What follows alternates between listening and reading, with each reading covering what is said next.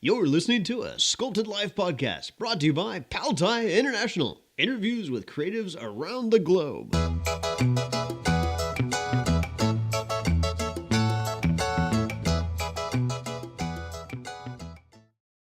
Welcome to episode 10 of a Sculpted Life podcast. I'm your host, Yvonne Anderson, and today I'm talking with Zach Johnson, a New Zealand maker who works at Weta Workshop on many projects. The sound quality in this episode isn't the best, and I can only apologise for this.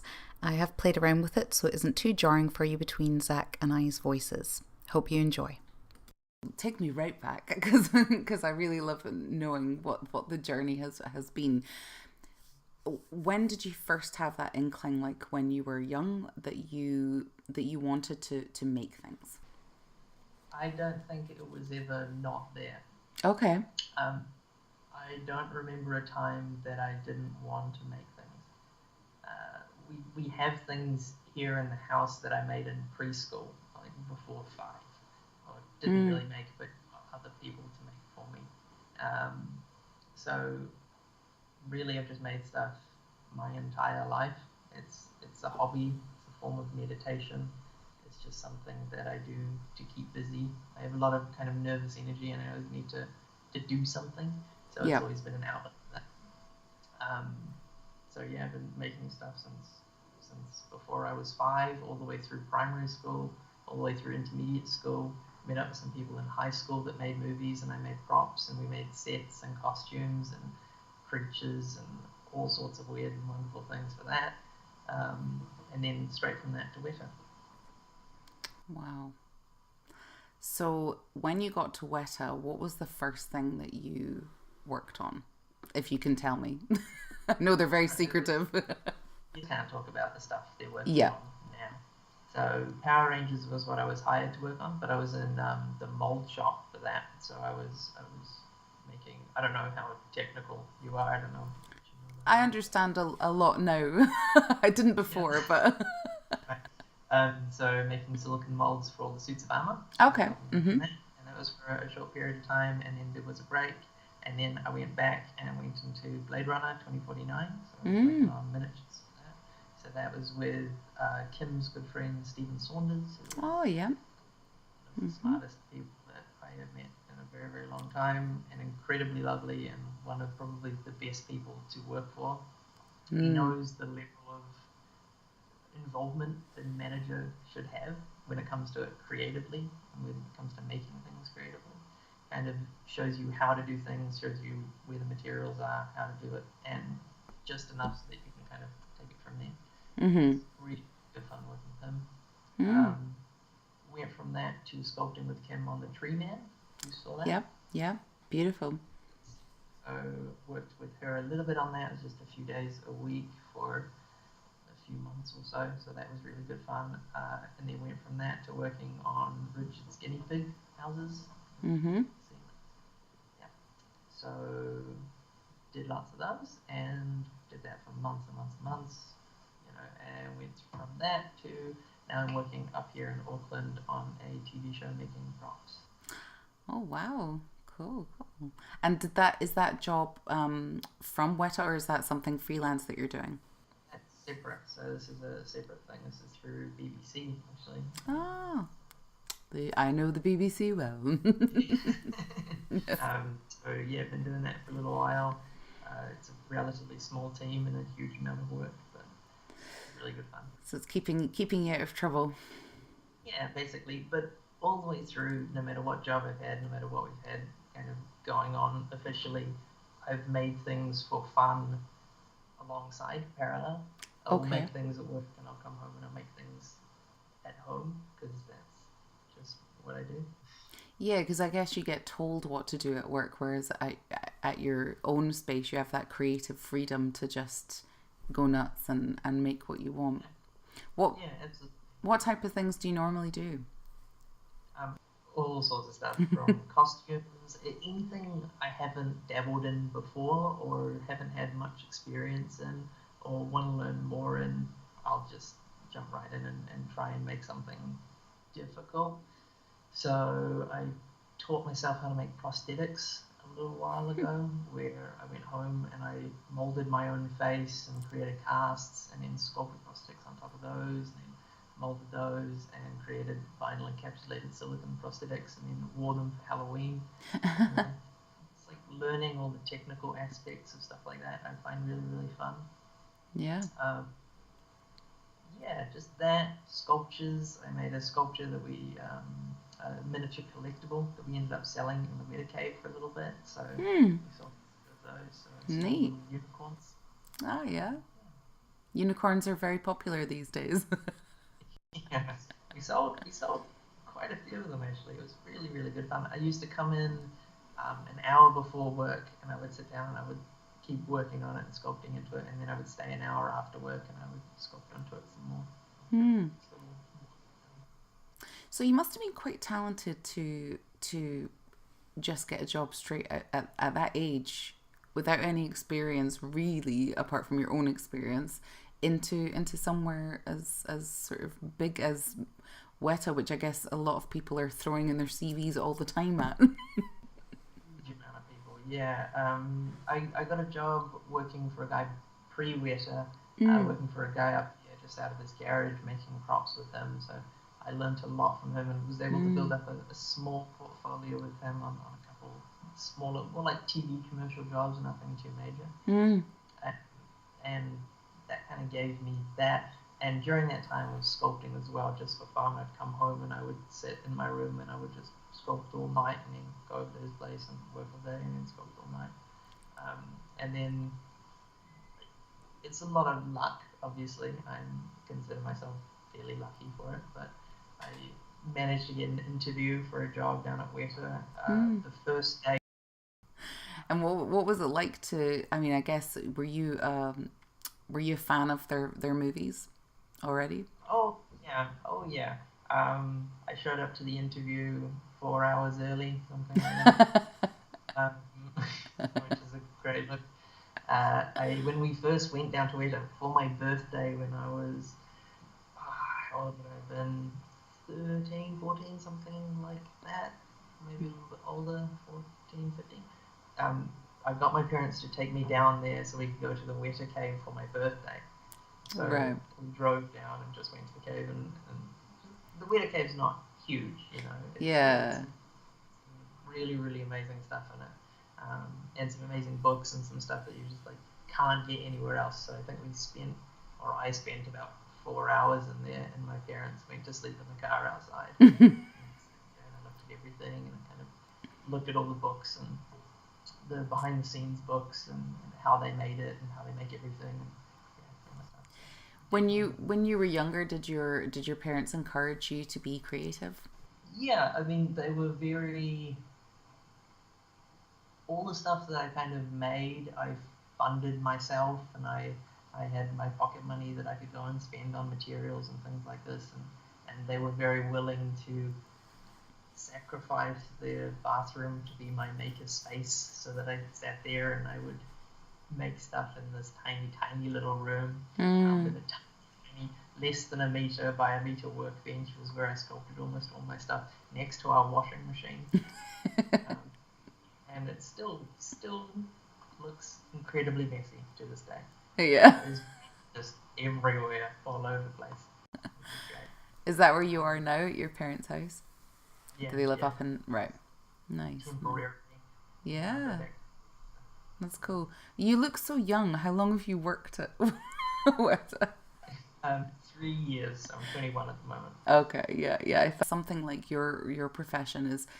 There's a lot of learning on the actual road to doing what you're doing, you know. It's only going to get better and better, and you've already taught us some new techniques with Pal Tiya Premium, which is fantastic, like the brickwork and, you know, what you did on the cathedral. And again, they've used that since then, you know, and people copy it all the time, so that's really, really cool. What was the first work of art that you remember creating for yourself? I went to an art class in, must have been primary school, so when I was like 9 or 10 maybe, and I sculpted. We did drawings and paintings and things, but none of those stuck in my mind, or we haven't kept any of them, but we did keep a couple sculptures from that we sculpted in just water-based clay and fired and stuff. I think one of the first things that I sculpted that I remember making that we keep and we still have here is a small predator head. Ah, wow. Me as like a little 10-year-old sculpting a predator head. Would be probably the first thing. And I can't remember why I wanted to sculpt it. I just thought it was an interesting design and a fascinating thing. And Yeah. Oh, that's really cool. Considering the guy who made it was chatting to me yesterday, that's really cool. I like the tie-in. I'm all about the tie-ins. That's brilliant. So what would you say you most love doing? Like if you could choose one medium and use that medium for the rest of your life, what would it be? Ooh, that's tough. Sculpting has always fascinated me, and I've always sculpted for as long as I can remember, and I've always wanted to sculpt. But I mean, apart from Pal Tiya and polymer clays, there's not a lot of clays that you can sculpt large scalely. You get a result in that you can then have a product. Yeah. So for a long time I've spent studying and trying to work out ways of creating products from things, so molding and casting and stuff. And mold making is incredibly fun. Like I absolutely love mold making. Yeah. To a scary degree. Yeah, it's something that just keeps me awake at night, just thinking how to make molds of stuff. Like my happy place is just looking at an item and working out how you will mold it, how you can create a product of it. It's just, I don't know, I can't think of a reason why. It's always just been that way. Is that I've had fascination of creating final products like that. If I had to think of one thing to work with forever, it would probably be sculpting out of some kind of like water-based clay has always been my go-to, just because it's so cheap, so readily available. Yeah. You can create masses of stuff, and I've learned with it for a very long time, and I really enjoyed using it. And yeah. Probably just simple water-based clay. I was going to say, like, these things that keep you up at night, and what inspires you as a creative? Like, is there something in nature? Is it, is it people? What inspires you to kind of think, oh, I need to make that would be so cool? What inspires me to make something? The challenge, purely the challenge to push myself to learn new things and figure things out, and more than anything, giving myself problems to solve. Always love problems and puzzles and things like this, and figuring out ways of just solving puzzles as quickly as possible, and making stuff is just an extension of that. Mold making, how do you track each step piece by piece by piece to create that final thing, and it's always fascinated me just doing that, having a problem in my head, working out how to do it step by step. So probably that, more than anything else. More than kind of what I'm making, it's just how to make it. Yeah. And who inspires you? Is there any particular sculptor or creator that you look up to and think, oh wow, I'd love to be like them someday? Or got 1,000,001 kind of inspirations around the world of people that, I mean, Richard is a huge inspiration. Just the amount of work ethic that he has, the amount of drive that he has, the amount of just the amount of energy that he has every single day is just absolutely ridiculous. So being around him is very, very special and means an absolute ton to me. Historically, if you're talking about that inspiration that way, Bernini is one of my favorite sculptors. Just technically, his stuff is just ridiculous. Carving marble is just ridiculous by itself, and then doing the stuff that he does with it is even more insane. Yeah, just people that have spent such a long time doing one thing to be so ridiculously good at it. Yeah, it's always it's such a different mindset when you look at someone who can take a block of marble or a block of wood and turn it into everything that's not the thing they want it to be. They chip it away into this a marvelous piece, whereas I'm always used to watching people building up and from nothing. But the mindset must be very, very different with that. Have you ever had a go at doing something like that? Carving and things, a tiny bit, but it's just a whole nother beast altogether. Yeah. I mean, carving is carving isn't anything really like sculpting because you are limited with just being able to cut away. Sculpting, you have the benefit to grow and subtract and add and do all of this kind of fun stuff. Yeah. But yeah, that would probably be a goal of mine to one day create something out of marble, to sculpt something out of marble, to carve something out of marble. It's a long way away. You have plenty of time. Yeah, that's the kind of thing, that's the kind of like end goal that seems so unreachable that I find absolutely fascinating, and just wanting to crack that, figure out how these people do it, how these people are able to go through those processes is something that I just want to figure out, And sometimes the best way of doing it is just to do it, to go through the process yourself and do it. So how do you learn to do things? Is it simply YouTube? YouTube is a huge help. Working at Weta doesn't hurt. Yeah. You have someone on hand. Yeah. People in like the best people in the world right next to you that you just turn to and go, how do you do this? It's totally fine. YouTube's a huge help. Honestly, Weta is one of the most creative places in the world, and you've got such a huge amount of incredibly high quality stuff around you that it instantly just takes the quality of what you do to another level just by being kind of space. But not only that, I look at the final products. I look at what Weta's made, I look at what people's made, and backtrack along that and figure out how they've done it from the final result, as best you can at least. I decided I would make a alien animatronic a little while ago, a couple of years ago, and I was working at Weta at this time as well, so I was able to go in there and talk to them about it and kind of ask around, and I managed to do it. I wanted to sculpt an alien head that I would wear. I wanted the mouth to be able to move, and I wanted the eyes to be able to move as well. So sculpted this huge alien head out of just wet clay, molded it in fiberglass and epoxy, and then there's a 5-part fiberglass and epoxy mold with a core that I made out of carbon fiber that would be wearable, that you could put onto your head. And then I made a face mask that went on the inside of that could hook onto my face, and that the jaw would move as well and connect it to the alien's jaw. And then the core went inside of the mold, and you could cast it out of silicon so that the silicon would fit around the core and then stretch and move, and painted it and all of this. And then I built a mechanism for the eyes, so the eyes would move left and right randomly with little servos behind them. That's probably the most complicated thing I have made entirely by myself to date.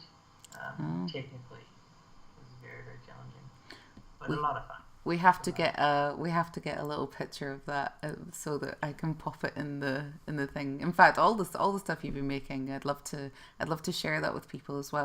How awesome, and that also inspires their work to keep growing as well. So has art always been a consistent part of your life, or have you ever had a break from it? And if you have, for what reason? If I have a break from it, I don't do well. Okay. I always need something. I just get anxious, and it's like my form of meditation. It's just sitting down, calms you. Outside, what you have in front of you, and again you figure out a pathway through what you're doing, and you just work through it. And yeah, it's just what I've always done. I can't really think of a time that I didn't have something on, even when I was working on, say, Blade Runner. So normal working hours is from 8 a.m. till 6 or so, right? Yeah. I would go in an hour early sometimes, and I would work from 7 to 8, and then I would stay after work from 6 till 10 or 6 till 11, and I would just work there as well, and I would just make my own stuff, because we're allowed to do that if you're kind to the right people, and you know the right people. And, I mean, you pay for your own materials and all this kind of stuff. Yeah. But you're able just to sit there and work away and chip away. And if you can't do that, go home, and I've got a workshop at home that I make stuff in, so I can just sit there after work, and I physically have to stop myself from working at about 12 or 1, because I just won't stop. You kind of have to set during high school, I built a whole bunch of stuff for films that we made. I built sets and costumes and props and stuff like this, and on a very different level to what I'm doing at the moment, obviously, because we had zero budget, so it was all about cardboard and hot glue and all this kind of stuff. It's like the absolute basics of making things, but you can still make some incredible stuff. And I would just sit there, and I'd come home after school from 4 p.m. and I would work through till 2, 3, 4 a.m. basically every day, just making stuff, and then get up at 7 or 8 and go back to school, and just do that all day, every day. Yeah, it just, you don't want to stop. As soon as you start doing that, the hardest part about doing something like this is starting. You know, once you got everything in front of you, once you've got the materials and tools and all this kind of stuff, doing it is so much fun. You just don't want to stop it. Yeah, I guess you're in that. I was talking to someone about this the other day. Is that flow that you find yourself in, where you look up and hours have passed, and you're like, I'm starving. I've just been, I've forgotten everything else. It's just about the creation. Kind of strive for that. That's what you want when you start making something, is that complete focus on that one thing, that nothing else matters. It's just what you have in front of you. And yeah, it happens very rarely, but when you do it, it's like there is no other feeling in the world like that, when it's just you and what you have. So would you say that you're not so much attached to the outcome of what you make, it's more about the act of creation? Yeah, I would say that. I mean, it's incredible when you have something that comes out great, but for me, the thing that I enjoy is doing it, is the actual process of it is really, really good fun. Yeah. And what would you say to someone who wants to kind of start dabbling in that creative ability that they feel they have inside, but maybe they're feeling fearful, or maybe they're not sure where to begin? What would you say to people like that? A few different options depending on what they're interested in. Sculpting based clay. You can buy ridiculous amounts very, very cheaply that you can sculpt with very, very quickly. Yeah. And get really high quality results with it. You can buy 20 kgs worth of clay for $30 or so. That's New Zealand. So I don't know. Yeah, New Zealand dollars, people. Different from other dollars. So that would be the one thing. Just sculpt that tin foil and hot glue, which Pal Tiya uses. There's a million tutorials that Kim has done online. Yeah. So that and water-based clay is an amazing way to get into sculpting. Because also sculpting on a decent scale. Don't start off tiny, because it's just so difficult to teach yourself. Start with something that's more feasible. If that's not the kind of thing, cardboard and hot glue, it's incredibly cheap. There's zero risk to it, because if you screw up, you cut another bit of cardboard. You're not wasting huge amounts of money with trying materials and all that stuff. And you can make some really, really nice things with it as well. During high school, I went and I decided I would build, because school we had to make a series of films for media class, right? Uh-huh. So I wanted to make a science fiction film because that's something that involved tons of props and tons of costumes and all this kind of stuff. And it really just gave me a reason to make things, and then I had to film it all as well. But I decided I wanted to build a spaceship set, an interior in my bedroom. So for my birthday that year, I got my parents to take everything out of my room. So I had my bed was shoved into the corner, and that was about all that was in there. And I covered the floor in cardboard, the walls and the ceiling in cardboard. I added an extra wall made out of cardboard with a sliding cardboard door. There was this little cockpit area with a cardboard display with a whole bunch of Christmas lights shoved up through it, and a whole bunch of buttons and switches and things through Yeah. and seats for all of the team members to sit down. I painted the entire thing and weathered the entire thing. It took me about 3 months every day after school, again, coming in and just working from 4 p.m. till 4 a.m. the next day. And that's just what I did. I just sat there listening to music, and I just made this huge set and filmed it. And really, really. Yeah, it's nice to look back on your journey and reflect, especially when you're talking to someone else about it, and you pick up on things and you think, oh, I want to do that again, or I should think, I'm a writer, and so when I speak to other writers, I'm like, oh, that's such a good idea, and I want to try that, because I can't not write. It's been a while because I've been so busy with this business, but I still find myself like, there's things in the back of my mind where like, remember you wrote that poem and it was really amazing and you should do some more.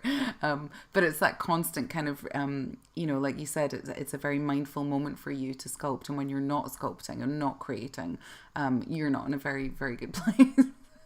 And it's the same with other things. When you were first working with Premium, we'll just talk a little bit about that. What did you find working with that was different from working with other materials that you've used in the past? There's a kind of learning curve with every new material that you go into. No matter what it is, there's always going to be something different about it. And especially because there is no correct way of doing any of the stuff. There's no sculpting. Just nobody knows how to do it. You just go through with the tools that other people have used that kind of work. You go through, you make your own tools that work, and you use those. So myself, and I'm sure other people as well, get used to using what we use, using the tools we use, and doing the stuff. So going into a new material is kind of terrifying, to say the least, because it's a little bit of a step in a sense. But Kim there was there to teach me when I first started using Pal Tiya. She's an incredible teacher, so she was able to walk me through all of that stuff. And as soon as you get used to the material, you can do stuff with it just like you can any other sculpting material, but you get something that goes outside permanently. There's very few materials that do that. Almost every other thing, to create a product, you have to mold and cast, or use incredibly expensive materials, or go through lost stuff that most people can't afford or just don't want to do. So sure, it kind of gives you as an option. Yeah. Did you have fun with it? You looked like you were having fun with it. Yeah, it was. I mean, the project was amazing. That tree person, the huge tree man. Yeah, that was mammoth. I'd love to see that in person. And not only that, Kim's amazing to work with, and the other sculptor that we had on that was John Howard, who is a super, super lovely guy, and he's really, really good fun to work with as well. It was a really enjoyable time. Great. And what do you hope to accomplish in the future? What can you see yourself doing? I'm still fairly undecided. Okay. And I have that luxury, which is nice. Yeah. But I'd really like to run my own workshop. The job that I'm working on at the moment, we have a few people that are able to help me if I've got too much work on. And the amount of stuff you can do with a team is just incredible. It's just an extension of yourself having a team around you. So yeah, just having a space and a group of people to make stuff with is kind of at the moment where I see myself heading into, which is pretty exciting. But it's still a little way away, but something that I'd like to aim towards is doing that. Mm. And do you plan on staying in New Zealand, or would you ever consider moving somewhere else to, I don't know, to get out and do something completely different in a different space? I'd love to move anywhere and everywhere that would have me. I'd love to go over to the UK to work over there because Yeah. I've got a British passport. Oh, have you? Oh, excellent. That's always a bonus. Yeah. So I'd love to go over there and do work there or anything like this. New Zealand's difficult because we are so far away from the rest of the world. So you kind of have to wait for projects to arrive in New Zealand. Luckily, there's a ridiculous amount of film work coming to New Zealand with model engines and I'm not sure what ones I'm allowed to talk about. Yeah, no, that's okay. A whole bunch of other films are happening in New Zealand at the moment, so there's quite a lot of work here. But you never know with the film industry. You know, that's the thing. It's up and down, it fluctuates. So Yeah. that's the works. Yeah. And is there any other thoughts that you want to kind of leave people to inspire them to just have a go and get into any kind of maker or creation space? There's really no feeling like making something and creating something. There's just absolutely nothing in the world that compares to it.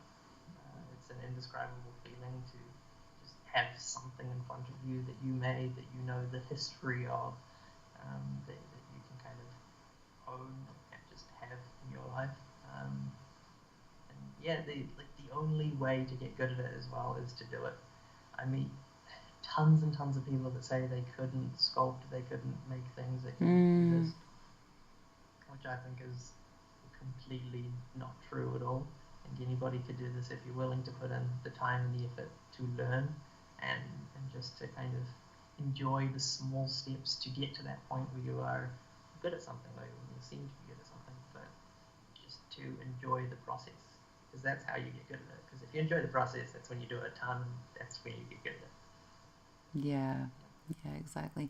And where can people find your work if they want to look at what you've done? Where's the best place for them to go? Probably Instagram. Okay. Which, you probably, I can link tag to along. that. Yep, yep. Excellent. Do you have a website or anything, or? The website at the moment, but if there is one, I'll pop one up on my Instagram. I'll pop a link up to it there as well. Cool. Yeah, probably Instagram. It tends to be a little bit quiet. It fluctuates depending on the amount of work, official film work that I have. Yeah, because you can't post certain things and that you're working on. Yeah, I saw you worked on a pair of angel wings recently. That's what I'm doing at the moment. Yeah, they look fantastic. Oh wow. These are. So I make these for a charity gig for a friend of mine who just wants these, so her model's going to wear them. It's just something to keep me busy. We just got off of Christmas break, so this is my Christmas project, starting to make angel wings. And it's been good fun. It's been really good fun. Yeah, no, they look cool. They look cool. I love anything spiritual, so I'm into that. Well, thank you for chatting to us. Is there any other thoughts that you have that you haven't talked about that you want to talk about that we haven't touched on? If there's any message to anybody wanting to get into it, is just to do it. That's really it. It's about as simple as that. Yeah. Just do it. There was an author that said that you need to complete so many hours and you can become a master at something. I can't remember if it was Malcolm Gladwell. I can't remember. Anyway, someone said, it's just putting in the time. It's simply logging the hours, and then magic will happen. So It's the classic quote: once you've spent 10,000 hours doing something. That's it. 10,000 hours. That's it.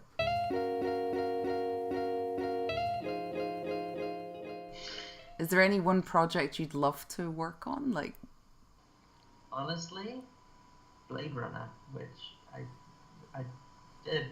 That's fantastic. Yeah. When I first started on Blade Runner, they asked me what my favorite movies were, and I said Alien and Blade Runner. And they, oh, we're going to be working on Blade Runner. You're like, great, great. And if I could choose part of Blade Runner, it would be miniatures, which is what we were doing. fantastic. So that's honestly the absolute dream job, and it was all the way through the dream job. Well, thank you very much for chatting with us today, and send me some of your work and pictures on the email, and I will pop them in at the appropriate places, and we can share some of your work with people out there and have more people find out about how cool your work is. Amazing, thank you.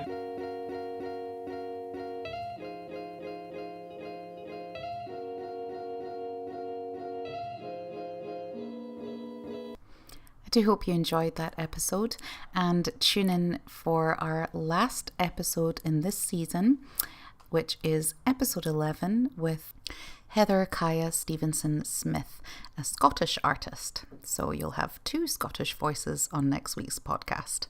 Until then, hope you have a great time and happy sculpting. If you want to know more about Pal Tiya and our amazing product, Pal Tiya Premium, then visit www.paltiya.com and join our international fan base.